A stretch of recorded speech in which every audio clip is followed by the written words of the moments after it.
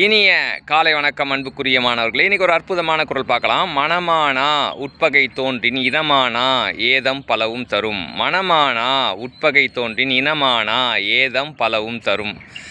மனசில் பொருந்தாமல் வெளியில் நட்பாக தோன்றிக்கிட்டு உள்ளுக்குள்ளே உட்பகை இருக்குன்னு வச்சிங்களேன். அந்த மாதிரி இதில் நேரத்தில் நமக்கு நம்ம சுற்றம் நம்மளோட இனம் நம்மளோட சேராத அளவுக்கு துன்பங்கள் பலவும் தருமா. எனவே அன்புக்குரிய மாணவர்களே, மனதும் ஒத்து போன நட்பே சிறந்தது.